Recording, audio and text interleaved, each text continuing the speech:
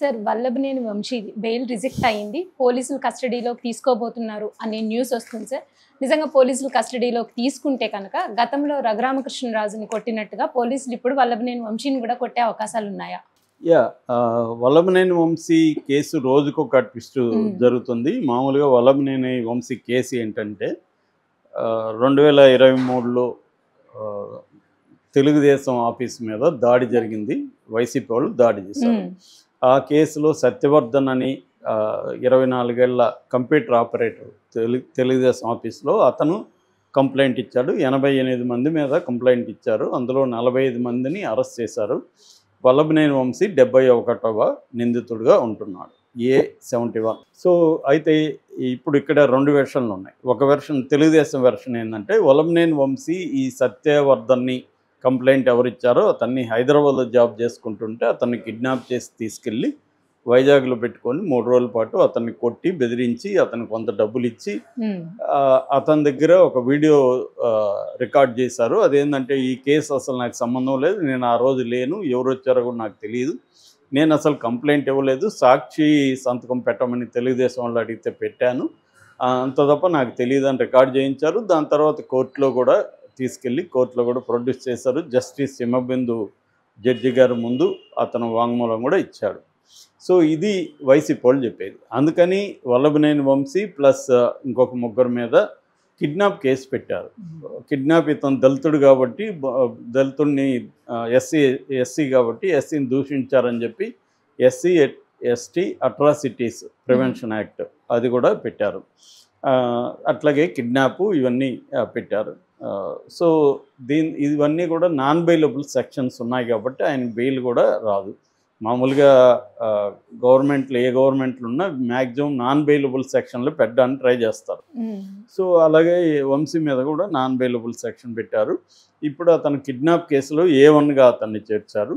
So వీళ్ళు ఏమంటున్నారు వైసీపీలో, అసలు మేము కిడ్నాప్ చేయలేదు, ఏం చేయలేదు, అతను ఇప్పుడు అతను ఇలాగ మారిపోయి చెప్పడం వల్ల కేసే ఉండదు కాబట్టి దాన్ని నన్ను ఇరికించారు, అందుకే సత్యవర్ధన్ మీద కూడా మళ్ళీ కేసు పెట్టారు. సత్యవర్ధన్ మీద రమాదేవి అని ఒక తెలుగుదేశం నాయకురాలు ఒక కంప్లైంట్ ఇచ్చింది. అదేంటంటే ఆయన మమ్మల్ని డబ్బులు అడిగాడు, వైసీపీ వాళ్ళు 5 లక్షలు ఇస్తున్నారు, మీరు ఎక్కువ ఇస్తే నేను వాళ్ళ తరపున సాక్షి కోర్టులో అఫిడవిట్ అయ్యాను, మీరు కానీ ఇకపోతే నేను వెళ్ళి కేసును విత్డ్రా చేసుకుంటాను మమ్మల్ని ఇచ్చేశాడు సో అని అతని మీద పెట్టారు. సో ఇప్పుడు అతను పోలీసుల అధీనంలో ఉండారని వైసీపీ ఆరోపిస్తుంది. సత్యవర్ధన్ మీద ఇంకొంతమంది మీద కూడా కేసు పెట్టారు. అంటే ఇక్కడ మనకు మామూలుగా జనాలకు వచ్చే డౌట్లు ఏంటంటే సత్యవర్ధన్ని కిడ్నాప్ చేసిన సత్యవర్ధన్ ఎందుకు కోర్టులో చెప్పట్లేదు, కోర్టులో ఎందుకు చెప్పలేదు, దానికి కారణాలు మేబీ భయపడి ఉండొచ్చు, లేదా డబ్బులు తీసుకున్నప్పుడు చెప్పు, ఈ 2 కూడా జరిగి ఉండొచ్చు, అదొక పాజిబుల్. ఇది రెండోది, అసలు ఈ కేసు పెట్టడమే సత్యవర్ధన్ నిజంగానే ఆ రోజు జనాలు ఆ గందరగోళంలో ఎవరు వచ్చారో ఎవరు అలా అతనికి తెలియకపోవచ్చు. సో కేసు పెట్టించాలి కాబట్టి ఎవరి దగ్గర పెట్టించి ఉండొచ్చు. ఇప్పుడు అతను చెప్పేదాని ప్రకారం నా కేసు ఉంటే నాకు అనవసరంగా నా జాబ్కి ఇబ్బంది కాబట్టి నేను కేసు ఇది నాకెందుకు, అప్పుడెప్పుడో పనిచేశాడు వచ్చేసాడు, అబ్బాయి ఏమి హార్డ్ కోర్ తెలుగుదేశం కార్యకర్త కాదు. సో అనేది ఆ అబ్బాయి పాయింట్ ఆఫ్ వ్యూ. సో ఇది ఇప్పుడు ఏంటంటే ప్రతిదీ ఆంధ్రప్రదేశ్లో రాజకీయం ఏ విషయానైనా వాళ్ళు పొలిటికల్గా 2 ఎక్స్ట్రీమ్ దీంట్లో చీలిపోయి కొట్టుకుంటుంటారు కాబట్టి ఇది కూడా అలా అయిపోయింది. అంటే బేసిక్గా మనకు అర్థమైంది ఏమంటే ఏ ప్రభుత్వం ఉన్నా ప్రత్యర్థుల్ని రాజకీయంగా చంపాలి కాబట్టి వాళ్ళ మీద కేసులు పెట్టడం, వాళ్ళ ఆర్థిక మూలాల్ని దెబ్బతీయడం, ఈ 2 ప్రధానంగా ఉంటాయన్నమాట.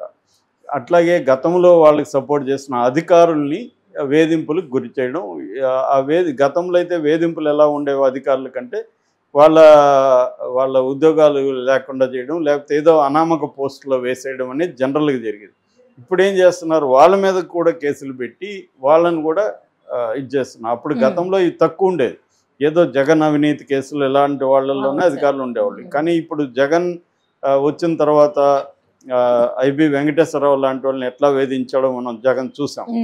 అట్లాగే ఇప్పుడు తెలుగుదేశం నువ్వు నీకంటే ఒక ఆకు ఎక్కువే మేము చదివామన్నట్టుగా వీళ్ళు ఇంకా ఎక్కువ మందిని సిస్టమేటిక్గా ఆర్గనైజ్డ్గా ఇంకా పద్ధతిగా జగన్ కంటే అదేదో డైలాగ్ ఉండే అతను పద్ధతిగా కొట్టాడు శ్రద్ధగా కొట్టాడని అట్లాగే శ్రద్ధగా కొట్టే ఆలోచనలో తెలుగుదేశం వాళ్ళు స్టార్ట్ చేశారు.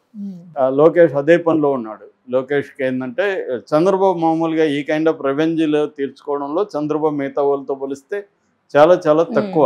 ఆయన ఏంటంటే వచ్చినాక గవర్నెన్సు, పబ్లిసిటీ, తర్వాత సంక్షేమం అనేది చంద్రబాబు జనరల్గా లాస్ట్లో ఉంటుంది. ఆయన ఎన్నికల హామీలు ఇస్తారు కానీ వచ్చినాక ఇప్పుడు సంక్షేమాలకు సంబంధించి ఆయన ఎక్కువ ఇంట్రెస్ట్ తీసుకోవడం. ఆయన ఫస్ట్ ప్రయారిటీ అభివృద్ధి అనేది ఆయన ప్రయారిటీ. సో ఆ విషయాల్లో ఉంటాడు చంద్రబాబు బేసిక్గా. కానీ లోకేష్ అలా ఉండడు కదా. లోకేష్కి ఏంటంటే ఉడుకు రక్తం కావచ్చు, లేదా తనకి పోటీ లేకుండా చూసుకోవాలనే కోరిక కావచ్చు.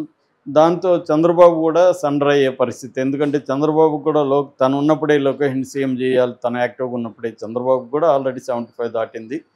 సో నెక్స్ట్ 80 వచ్చేస్తాయి నెక్స్ట్ ఎన్నికల నాటికి. అప్పుడు ఇంత యాక్టివ్గా ఉంటానో లేదు తెలీదు. ఒకవేళ ఉన్నా కూడా లోకేష్ ఇంకా వెయిట్ చేయాలంటే లోకేష్ వెయిట్ చేయడు కదా సీఎం. లోకేష్కి కూడా ఏజ్ వస్తుంది కాబట్టి లోకేష్ని నెక్స్ట్ సీఎంగా చేయాలనేది ఈయనకుంది. దాంతో జగన్ని ముందు పొలిటికల్గా, ఎందుకంటే జగన్కి ఇప్పటికి కూడా 40% ఓట్ షేర్ ఉంది. వీళ్ళు ముగ్గురు గెలిచారు కాబట్టి గెలవగలిగారు. కానీ విడిగా చంద్రబాబు జగన్ మీద గెలిచే పరిస్థితి ఇప్పటికి కూడా ఉందా లేదో తెలియదు. కానీ ఆయనకైతే ధైర్యం లేదు. సో ఈ కాంటెక్స్ట్లో లోకేష్ని సీఎం చేయాలంటే జగన్ అనే ఎలిమెంట్ని పొలిటికల్గా నిర్మూలించాలి అనేది. కానీ అది సాధ్యమా అంటే చెప్పలేము మనం. అది జగన్ మీద, జగన్ని సపోర్ట్ చేసే వాళ్ళ మీద ఆధారపడి ఉంటుంది. రెండోది వీళ్ళు ప్రజలకి ఏమి చేస్తారనేది కూడా ఉంటుంది. ఒక్కొక్కసారి ఏం చేస్తారు ప్రజలు అంటే నెగిటివ్ ఓట్ అంటారు. ఇప్పుడు ఇక్కడ రేవంత్ రెడ్డి మీద రేవంత్ రెడ్డి వస్తాడని ఎవరన్నా కలగన్నారా? ఎవరు కలగనలేదు. కానీ రేవంత్ రెడ్డి రావడానికి పాజిటివ్ ఓటు కంటే కూడా నెగిటివ్ ఓటు పనిచేసింది. కేసీఆర్ మీద ఉండే నెగిటివ్ ఇదే పనిచేస్తుంది. అలాగే కూటమి మీద రేపు నెగిటివ్ వచ్చినప్పుడు ఆటోమేటిక్గా జగన్ పెద్దకు పనిచేయకపోయినా ఆల్టర్నేటివ్ జగన్ ఉంటాడు కాబట్టి జగన్ గెలుస్తాడు. అందుకని జగన్ని ఈ లోపల మ్యాక్సిమం కన్విక్షన్ ఇచ్చేసి జైల్లో పెట్టించాలనేది వీళ్ళ ప్లాన్. కానీ దానికి మోడీ రెడీగా లేడు ప్రస్తుతానికి. మళ్ళీ ఏమన్నా భవిష్యత్తులో ఉంటాడని తెలియదు.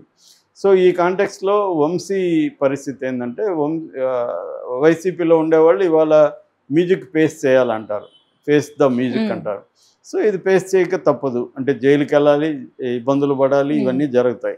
ఇప్పుడు అది వంశీ వంతు వచ్చింది. వంశీ మీద ఎవరికి సింపతి కూడా లేదు. ఎందుకు లేదంటే గతంలో వంశీ అతి దారుణంగా భువనేశ్వర్ గురించి, తర్వాత లోకేష్ పుట్టుక గురించి ఇవన్నీ మాట్లాడింది చూశారు.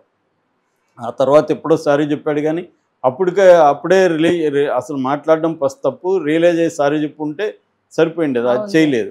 సో దానివల్ల చంద్రబాబు ఎప్పుడూ లేని కన్నీళ్లు పెట్టుకొని ఏడ్చాల్సిన పరిస్థితి ఏర్పడడానికి కారణం ప్రధానంగా వంశీ, కొడాలి నాని ఇలాంటి వాళ్ళు.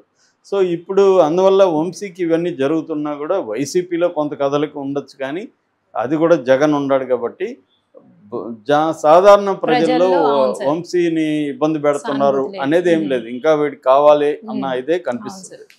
అది స్వయంకృత అపరాధం. ఎందుకంటే వీళ్ళు ఎల్లకాలం మనమే అధికారంలో ఉంటాం అన్నట్టుగా రెచ్చిపోతూ మాట్లాడే కల్చర్ ఈ మధ్య బాగా పెరిగింది. వ్యక్తిగతమైన దాడులు చేయడం. ఇప్పుడు కూడా వంశీ భార్యను పంకశ్రీ ఆమెను అలాగే మాట్లాడుతుంది తెలుగుదేశం వాళ్ళు. ఆమె కూడా మొన్న అదే మాట్లాడింది. కానీ ఆమె మీద కూడా సింపతి లేదు. ఎందుకంటే ఆమె భర్తని ఎందుకు కంట్రోల్ చేయలేదు? అప్పుడు ఒక స్త్రీని మాట్లాడుతుంటే నువ్వెందుకు అనలేదు అనేది ఉంది. ఇక్కడ ఏంటంటే ఎవరికి తేడా లేదు. అధికారంలో ఉన్నప్పుడు ప్రతిపక్షాలని వీళ్ళు ఇబ్బంది పెడతారు తప్ప వ్యక్తిగతంగా మాట్లాడడంలో తెలుగుదేశానికి వైసీపీకి ఏ రకంగా తేడా లేదు. పవన్ కళ్యాణ్ బ్యాచ్ అయితే ఇంకా ఎక్స్ట్రీమ్ వాళ్ళు దాడులు కూడా చేసే బ్యాచ్. ఎందుకంటే లంపెన్ యూత్ ఉంటారు పవన్ కళ్యాణ్ దీంట్లో. సో అంటే ఓవరాల్గా రాజకీయాలన్నీ అధమ స్థాయిలో నడుస్తున్నాయి కాబట్టి ఇదా నడుస్తుంది. ఇప్పుడు వంశీ పరిస్థితి ఏంటి? వంశీ బెయిల్కి అప్లై చేశాడు. బెయిల్ అతనికి రావడం వెరీ డిఫికల్ట్ థింగ్. గురువారానికి పోస్ట్పోన్ చేశారు కానీ బెయిల్ అయితే రాదనేది సర్కిల్లో వినిపిస్తున్న మాట. అందుకనే పోలీసులు కస్టడీకి అడిగారు. కస్టడీ పిటిషన్ కూడా విచారణ వాయిదా వేశారు. కానీ కస్టడీకి ఇచ్చే అవకాశం ఉంది. కస్టడీకి అడగడానికి గ్రౌండ్స్ ఏంటంటే మేము దీన్ని సీన్ రికన్స్ట్రక్ట్ చేయాలి, క్రైమ్ని రికన్స్ట్రక్షన్ అంటారు కదా, రికన్స్ట్రక్ట్ చేయాలనేది అంటున్నారు. కానీ వంశీ ఆర్గ్యుమెంట్ ఏమంటే ఆల్రెడీ సత్యవర్ధన్ వాళ్ళ దగ్గరే ఉన్నాడు, పోలీసుల దగ్గరే, మళ్ళీ సీన్ రికన్స్ట్రక్షన్ అవసరం ఉంది అనేది అతను ఆర్గ్యుమెంట్. మరి ఎవరి ఆర్గ్యుమెంట్ని ఏం చేస్తారని చూడాలి. సో రెండోది ఎస్సీ ఎస్టీ కోర్టులో కూడా సెల్ఫ్ అఫిడవిట్ వేశాడు, ఈ కేసుకు నాకు సంబంధం లేదు, నేను కిడ్నాప్ చేయలేదని. ఈ లోపల ఇద్దరు వీడియోలు కూడా రిలీజ్ చేసుకున్నారు.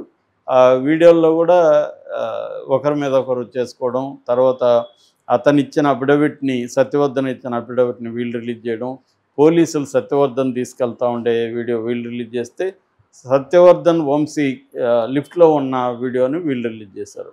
ఇలాగా ఇవన్నీ ఇప్పుడు మన ప్రజల రెండు రకాలు ఉంటాయి. ఒకటి, ఒక కేసుని లీగల్గా ఎలా చూస్తారు, పొలిటికల్గా ఎలా చూస్తారు అనేది. ఇప్పుడు ఏంటంటే మనకున్న ఈ మధ్యకాలంలో అల్లు అర్జున్ విషయం ఇవన్నీ కూడా చూస్తే లీగల్గా అనేది వీళ్ళకి సంబంధం లేదు. ముందు పబ్లిక్లో డ్యామేజ్ ఎలా చేయాలనేది ప్రధానమైన ప్రయారిటీ. లీగల్గా నిలబడవని ఇట్లాంటివి